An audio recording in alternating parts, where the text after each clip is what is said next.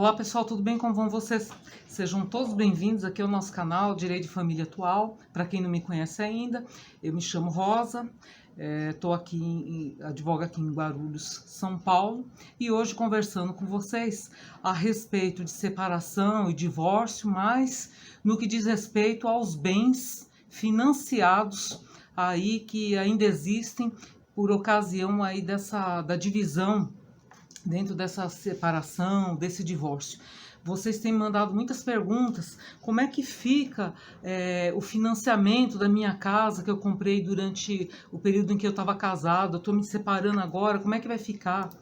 Então vamos esclarecer aqui uma vez mais para vocês, de forma bem clara para vocês. Gente, é o seguinte, quando eu vou me separar, ou me divorciar, e aqui o tratamento é igual, tá? É o seguinte, eu vou ter que informar para o juiz que bens que foram amealhados, que foram conseguidos aí durante o decurso desse tempo em que eu fiquei casado com meu marido. Então eu vou informar em que condições esse imóvel foi adquirido, né? Foi financiamento com agente financeiro, foi compra feita através de instrumento particular com pessoa física, enfim, de que forma que eu comprei, qual a situação atual desse imóvel. Esse imóvel foi quitado, esse imóvel está financiado, qual é o agente financeiro que financiou esse imóvel, qual o valor dessas prestações, quanto ainda me resta de saldo devedor com relação a esse imóvel, e obviamente que eu vou juntar toda essa documentação dentro do processo a fim de informar para o juiz qual a situação desse imóvel. Vamos admitir aqui, numa situação hipotética, não faz de conta, de um casal que está se separando e tem um único bem imóvel, que é um apartamento, tá bom? Para a gente não confundir muitas coisas aqui. Então, eu vou descrever isso no meu pedido para o juiz, vou informar que é dessa maneira, que é esse imóvel que existe, que a prestação, vamos supor, é de R$500 por mês, com relação a esse imóvel, que foi feito um financiamento de 30 anos e me restam 20 anos ainda para financiar. Olha só, o agente financeiro, no caso o banco, ele não sabe que você está se divorciando e também não tem nada a ver com isso. Porque senão haveria uma insegurança jurídica aí com relação a essa contratação, se cada vez que o banco fizesse um contrato e por conta da separação ou do divórcio daquele casal que contratou com ele, tivesse alguma, chamuscasse ali aquele contrato e ele viesse a ter algum prejuízo. Então não pode. Então vejam só, quando eu vou indicar para o juiz qual é esse bem, então se eu estiver fazendo um acordo, for um divórcio amigável, uma separação amigável, né, consensual, seja ela no cartório, seja ela judicialmente, eu já vou desde logo esclarecer. Olha, eu estou saindo do imóvel, a minha mulher está ficando, ou o meu marido está ficando, ambos se responsabilizam pelo pagamento do imóvel, ou então fulano vai morar lá e ele se responsabiliza pelo pagamento do aluguel, ou então ambos vão sair, vão colocar para alugar,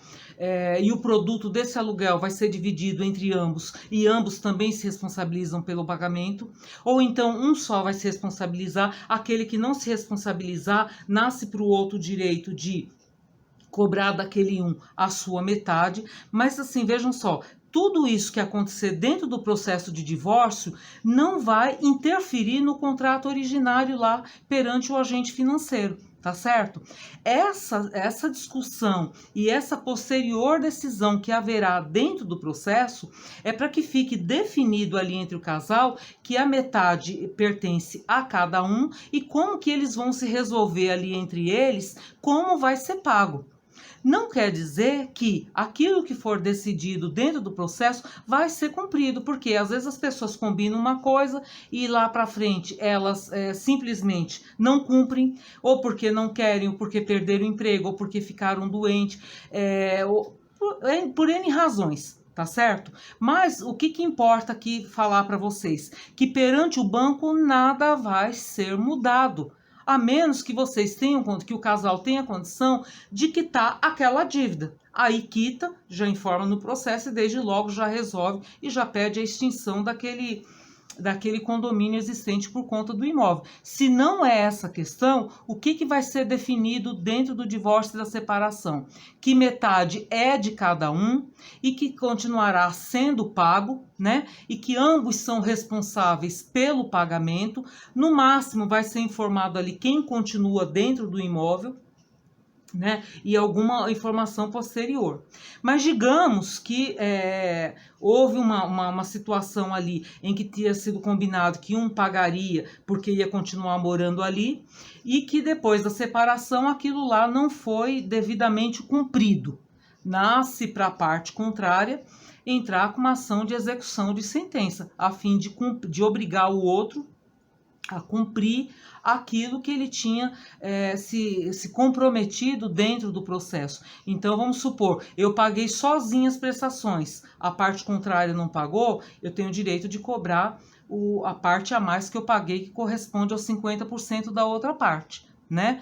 Também nada impede que, se ficou um morando lá, pagando sozinho, ou ficou morando e o outro continuou pagando sozinho, de maneira que está descumprindo também aquilo que tinha sido pactuado dentro do processo, eu posso pedir para que seja arbitrado aluguel correspondente aos 50% da minha parte, porque eu não estou usando. Além de eu estar pagando sozinha, Beltrano está usando a casa lá sozinha. Vocês entendem? Então, assim, é uma situação que, na verdade, ela resolve mais ou menos ali a situação, porque apenas no papel vai estar escrito que é dos dois. Porém, na prática, não é uma coisa assim tão, como é que eu vou dizer para vocês, tão agradável, tão de boa. Não é mesmo. Eu já recebi pergunta aqui no canal, inclusive de uma pessoa, uma ocasião, me perguntando: mas eu posso levar meu companheiro para morar comigo lá? Eu ainda estou pagando a prestação e não sei o quê. Né, eu lembro que na época até respondi: gente, já tá com um problema que não conseguiu nem resolver, vai botar mais um problema dentro da casa? Então, para vocês verem. Por quê? Porque enquanto está pendente esses pagamentos, sempre tem alguma intriga aí no meio, né? Porque no meio de todo esse imbróglio aí, impacta a situação daquele que não está no uso e no gozo do imóvel e que pretende um outro financiamento, e conforme o tipo de financiamento que ele fez, ele fica impedido de fazer um novo. Né? Por quê? Porque enquanto ele não quitar esse imóvel, ele não vai conseguir fazer um novo financiamento. Aí começa toda aquela confusão. Então, é importante que quando eu vá discutir isso no judiciário, seja através de um acordo, ou se eu estou litigando se eu estou brigando contra a parte contrária, que eu já formule meus pedidos, porque eu vejo o que eu quero. Quem sai, quem fica, como é que vai fazer, se vai alugar, se não vai, quem se compromete pelos pagamentos, e inclusive já prevendo ali a possibilidade de cobrar os aluguéis para aquele que ficar no uso exclusivo do imóvel. Tá bom? Espero que tenha sido útil para vocês esse conteúdo. Não esqueçam de compartilhar com seus amigos, com seus inimigos, com as pessoas que vocês conhecem, que eventualmente estejam passando por uma situação com esses contornos aí, né? Não se esqueça de se inscrever no canal. Não saia do vídeo sem deixar o seu like, que é muito importante para o canal, ajuda bastante. E eu me encontro com vocês no nosso próximo conteúdo. Tchau, gente. Fiquem com Deus. Até mais.